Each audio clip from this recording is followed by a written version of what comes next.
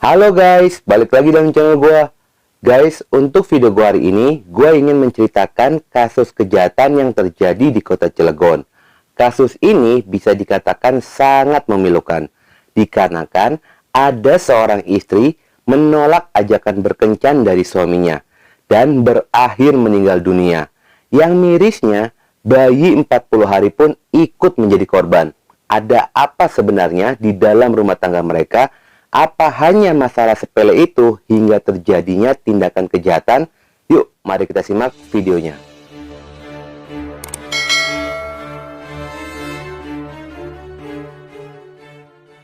Seorang pria dan wanita yang bernama Army Samudra berusia 33 tahun dan Anis Purwani berusia 30 tahun. Pada awal hubungan mereka terjalin di dalam dunia kerja, karena mereka merupakan pegawai di Rumah Sakit Krakatau Medika Kota Cilegon.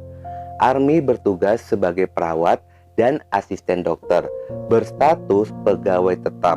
Sedangkan untuk Anis, dia bekerja di bagian customer service dengan status pegawai outsourcing. Keduanya pun dikenal memiliki hubungan yang baik dengan seluruh pekerja di rumah sakit. Anis yang merupakan janda beranak satu bernama Alif berusia 7 tahun. Hubungan mereka berdua berawal ketika kandasnya hubungan pacaran Anis dengan pacar terdahulunya. Anis yang memiliki paras yang cantik, menarik dan meluluhkan hatinya Army. Lalu kedekatan mereka membawa kenyamanan di hatinya Anis. Hingga Anis pun merasa yakin untuk menjalani rumah tangga dan hubungan antara Army dan Anis berakhir di pernikahan. Namun baru saja 1 tahun menikah, kehidupan rumah tangga mereka selalu dipenuhi dengan keributan. Terlihat sifatnya Anis yang tidak diketahui oleh Army. Anis ini seperti ogah-ogahan ketika diajak berkencan. Bahkan ketika terjadi keributan, Anis selalu meminta cerai dari suaminya. Namun Army sang suami menolak dan berusaha untuk mempertahankan rumah tangganya. Setelah dari pernikahan itu, mereka pun tinggal di rumah Anis yang berlokasi di Ciorewase, Kelurahan Kotasari, Kecamatan Grogol, Kota Cilegon. Pada tanggal 4 Maret 2019 jam 3 pagi, ibunda dari Anis yang bernama Rani, ketika itu dia sedang tidur. Tiba-tiba samar-samar terdengar suara orang menangis, yang pada awalnya dia pikir dia sedang mengigau. Namun semakin kesini semakin terdengar jelas suara tangisan itu. Karena penasaran, akhirnya ibunya pun mendekati kamar dari pasangan pasutri ini. Ketika didengar dari balik pintu, ibunya pun baru menyadari jika itu suara tangisan dari menantunya, yaitu Army. Akhirnya ibunya pun mencoba untuk masuk ke dalam kamar. Namun pada saat itu pintu pun terganjal oleh kasur kamar. Tenaganya yang sudah tua tidak sanggup untuk mendorongnya. Lalu ibunya pun memanggil Ilham, adik dari Anis, untuk membantunya mendorong pintu. Ketika pintu sudah terbuka, terlihatlah Army sang suami sedang menangis dan posisi Anis sudah tergeletak di lantai. Ketika ditanya, Army pun menjawab jika Anis tersengat listrik. Sang ibu pun menyuruh Ilham untuk menghubungi ketua RT yang bernama Fadli. Ketika ketua RT itu pun datang, ketua RT langsung memastikan jika Anis telah meninggal dunia dan langsung segera menghubungi pihak kepolisian. Menunggu kedatangan polisi, Army suaminya pun segera melarikan diri.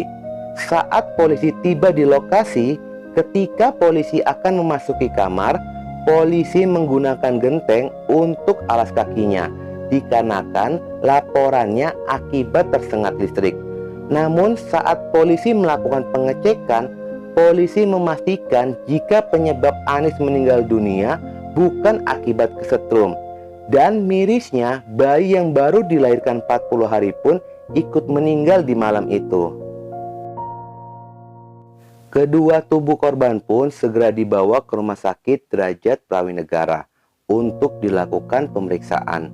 Polisi pun segera melakukan pencarian kepada Army suami korban, karena dialah merupakan saksi kunci atas meninggalnya istri dan anaknya.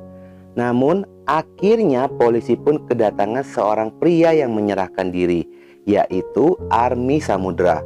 Saat dilakukan interogasi, Army pun mengakui jika dialah yang melakukan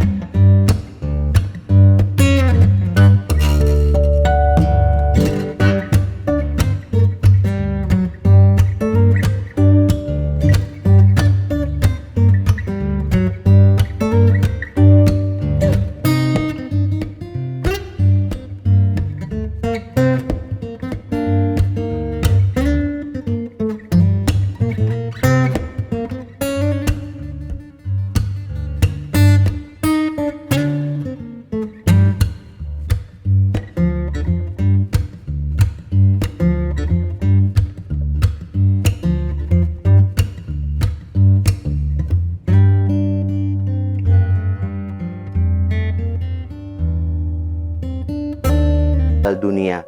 Dan mirisnya, karena emosi yang sudah tidak tertahan, bayi berusia 40 hari tanpa sengaja lutut Army mengenainya, yang membuat ibu dan anak pun meninggal dunia. Army pun harus mempertanggungjawabkan perbuatannya. Dia dijerat pasal 338 dan pasal penghapusan kekerasan dalam rumah tangga, terancam mendapat vonis 20 tahun penjara. Guys, di sini gue melihat si pria terlalu bucin. Tapi untuk apa bersama dengan pasangan yang tidak setia?